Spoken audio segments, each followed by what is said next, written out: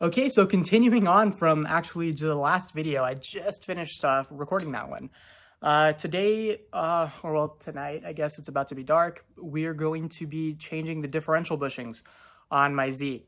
So let me show you what a clapped out one looks like. It's not terrible, but I get wheel hop if I do a hard acceleration. So let me show you guys what mine looks like. Okay, so I turned on flash for you guys. Hopefully you guys can see that. It's cracked on the bottom right there, on top as well. Probably can't see that too well, but it hasn't leaked all the oil out yet, unless it did years ago and the previous owner just didn't do anything about it. So I bought a bushing kit. So I went ahead and bought a bushing kit, which is actually sitting in the freezer because it's easier to install them once they've been frozen for like 24 hours. I only got them like 6 or 7 hours ago, so they've just been sitting in the freezer since. I hope my hand hasn't been covering the microphone this whole time. So we're just going to be installing that today. It's a pretty lengthy process. Hopefully I can get it knocked out today. If not, we'll resume tomorrow after my classes.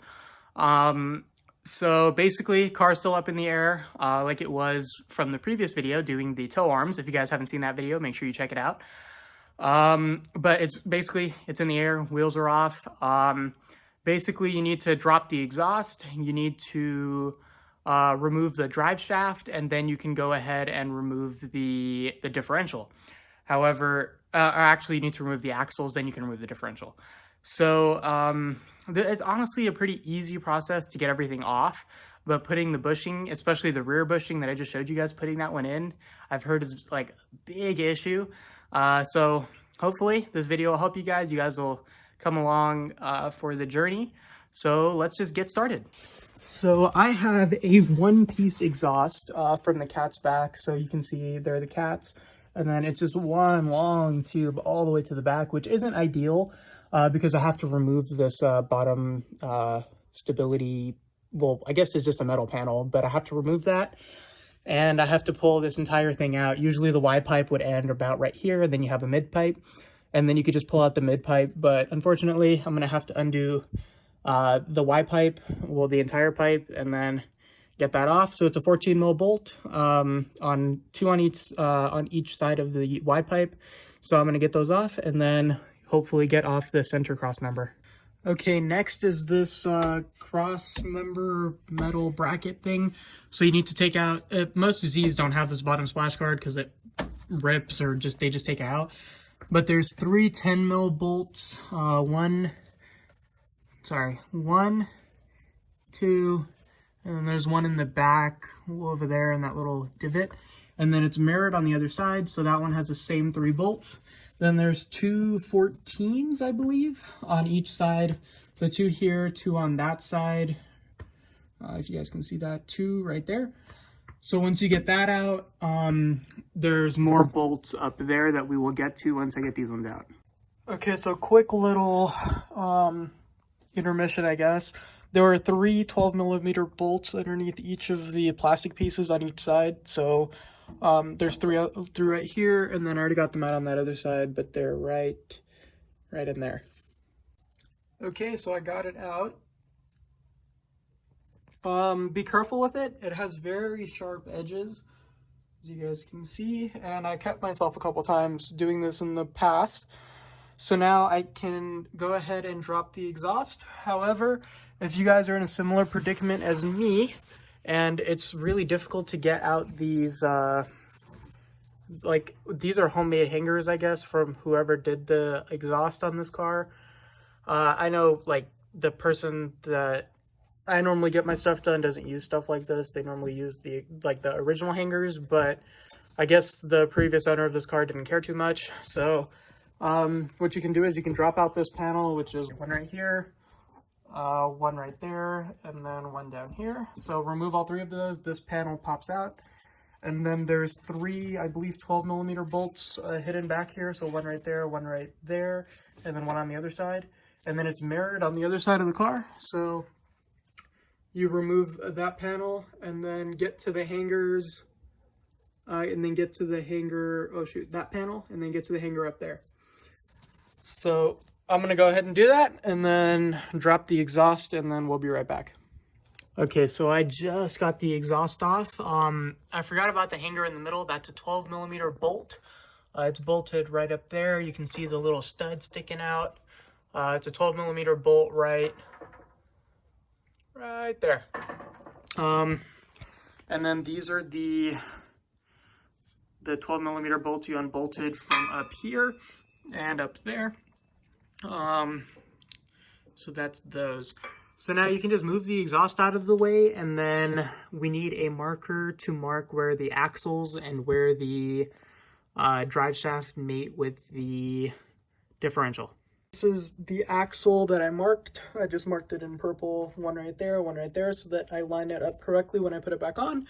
Same thing on this side, one right there, one right there.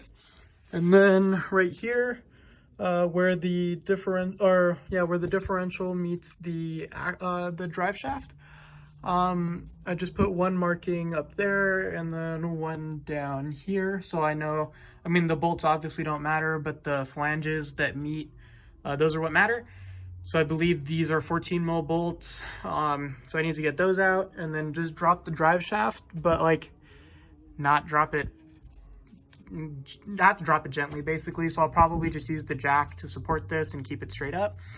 I need to undo this bolt. I'm guessing it's probably a 17 or a 19. Same thing with the other one. And then these I know are 10s.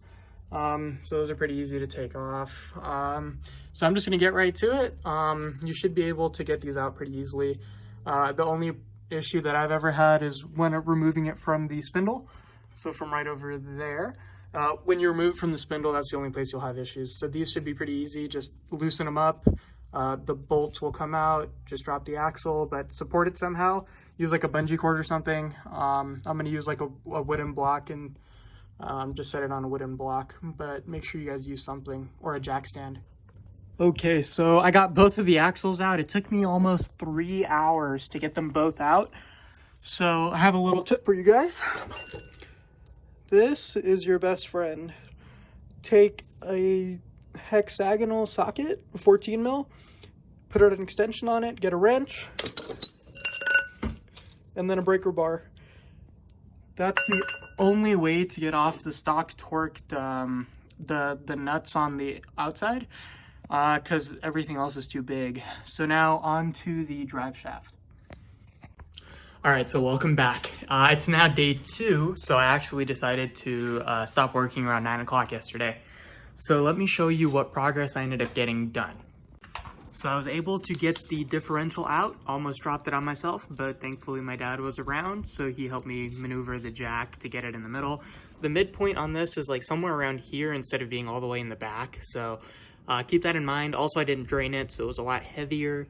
But yeah, right around here is where the center of gravity is. So if you're gonna drop it yourself, that's what you need to do. So I undid the sway bar, so it's just kind of hanging there. Axles took forever. Let me show you what I ended up doing on accident yesterday. So this is an extension bit that I completely snapped. So there's that. Also, sorry if there's any wind noise. So then I had to take another one and then put a long socket. I think it was a 14. I may have misspoken earlier and said it was a 10 or a 12, but I used that, the extended socket, which is basically what this is, except the 14, put it on this extension and then put it on the wrench. And then I was able to crack it open by putting a one of those wrenches, a combination wrench, and just cranking away at it. So for whatever reason, those things are torqued down to like 115 foot-pounds. So I had to put a breaker bar on the end of it, and it was just a nightmare. It took me a solid 2 or 3 hours to figure that out. So then I got onto the drive shaft. The drive shaft was way easier because I was able to get a regular socket on the end of it, and then just use a breaker bar because those were torqued down pretty high as well. But it seems like they had been removed in the past. Maybe previous owner broke an axle or a drive shaft. So you just replaced it. But 4 bolts, they were 17s. That's why the 17's on the wrench. But those came out pretty easily, and then the drive shaft is just supported by another jack stand. So now for today, we're gonna go ahead and drop the 2 differential bushings that are inside the differential, and then go ahead and pop the one out of the subframe. I will probably try to record the one for the subframe. The ones that are inside of the diff should be pretty easy. They should just tap right out with a hammer. If I come across anything that ends up being easier, I will let you guys know. Okay, so after making an absolute mess of my garage, I was able to get out the rear differential bushing. So as you guys can see, there's nothing in there, except I need to remove the shell, which is like the outer part right there. Let's see if I can get a close up. So yeah, wherever the rubber is, I need to get that punched out.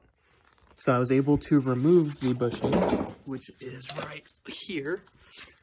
So I need to reuse this inner sleeve for the kit that I bought. So I started drilling it out, and then I realized that there's probably an easier way to do this. So I messaged the company that makes it.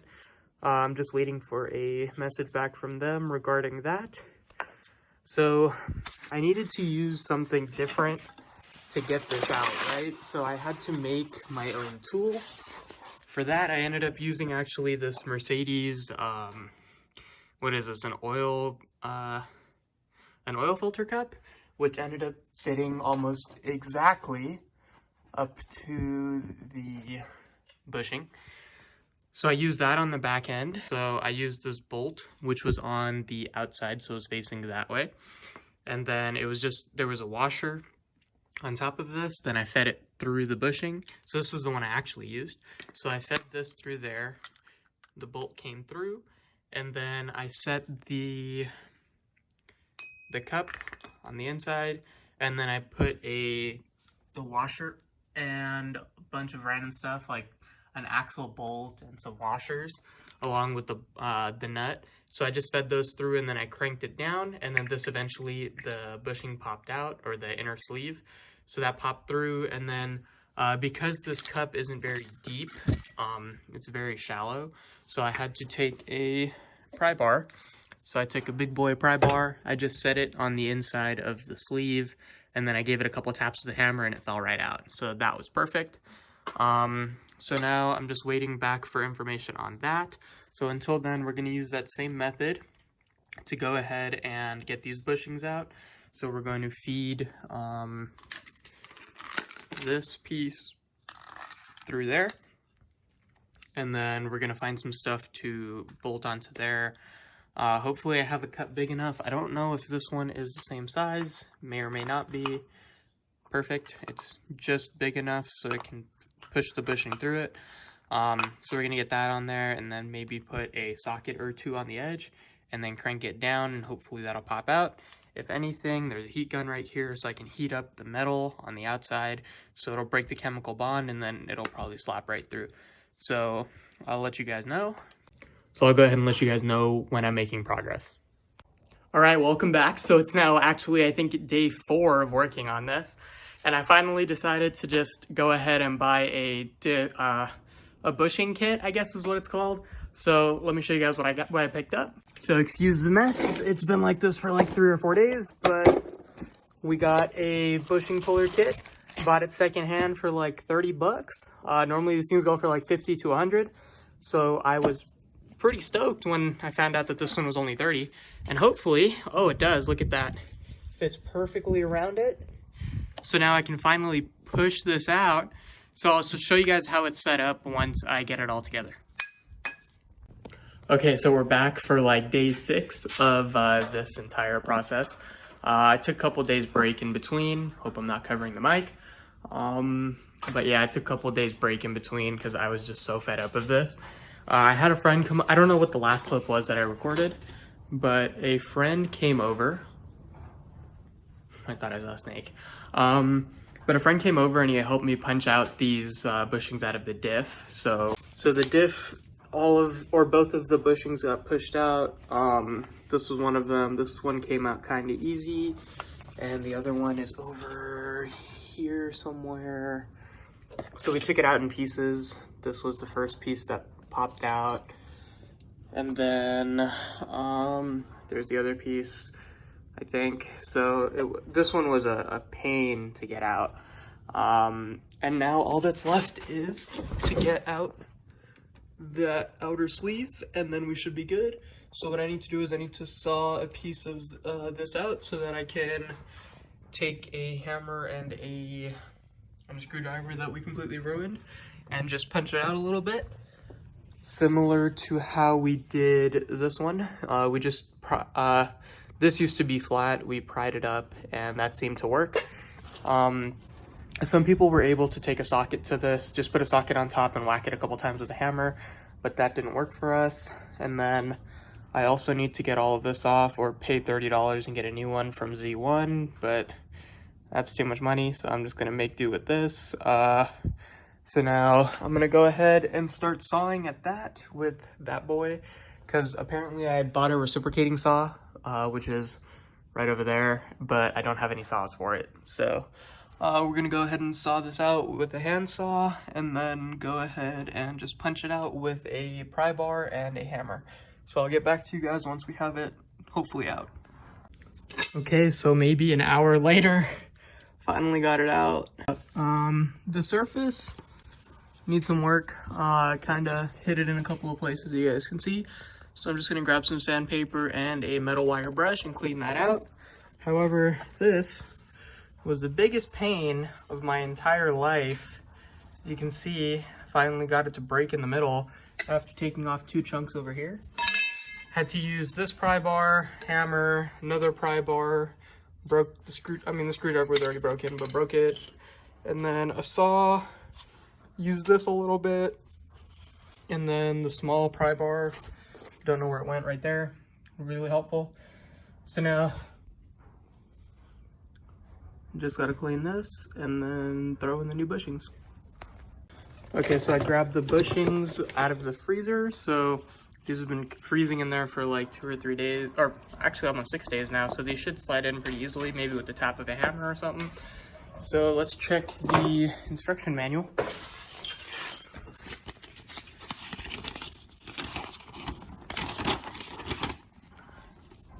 So these ones go small one on the bottom, big one on the top. So the one I just had, this one goes right here up top.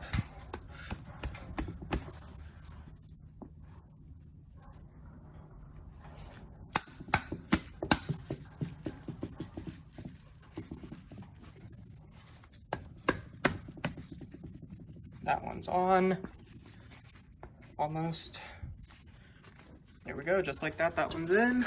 Let's grab the next one.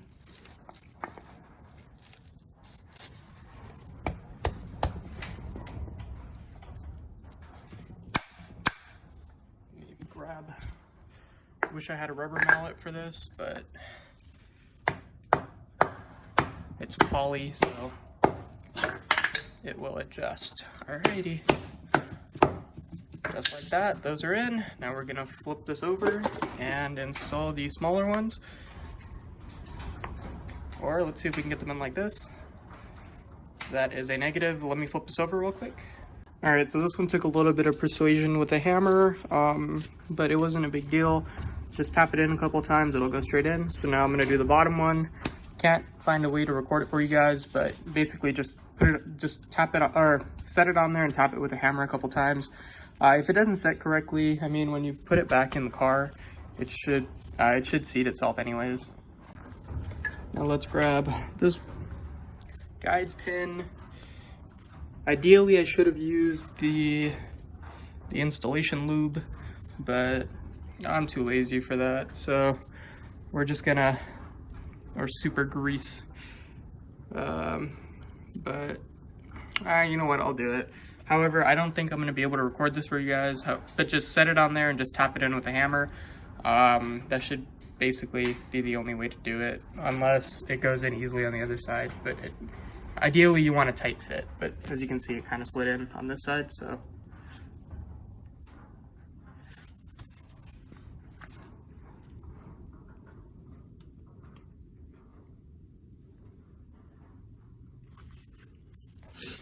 Let's see. Yeah, that's as far as I can get it by hand. It's getting stuck on the inside. Right there, if it'll focus. Yeah, it's getting stuck on the lip of this piece, so I'm gonna tap it in with a hammer real quick. So now it's completely in. Now all I have left is this, and then just throwing on the bottom one. So let me flip this over. All right, and just like that, both sides are completely installed, and I just showed you guys the bottom one. So now that's completely done. However, I have this, which is the bane of my existence, and I need to cut off all of this excess material. So I need to find a way to do that, just to get this inner sleeve so that I can slide it into the bushing that I left inside in the freezer, just so it wouldn't defrost. But it looks like that.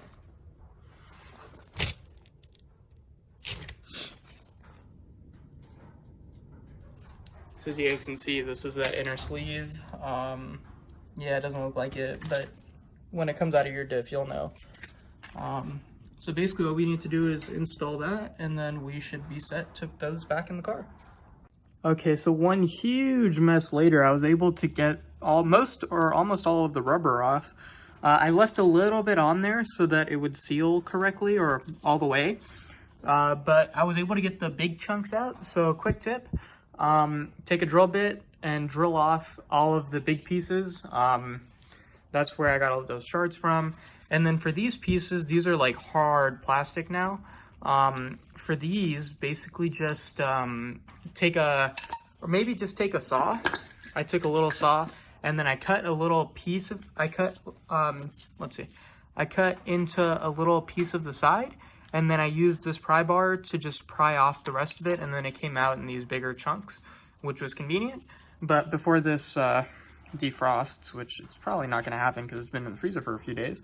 Also for this, just tap it in with a hammer. I got it pretty, I mean, it's not perfect, but I got it pretty much on there. So now what we're going to do is we're just going to, it says put this side, which is the tapered or the chamfered side, I don't know what they called it.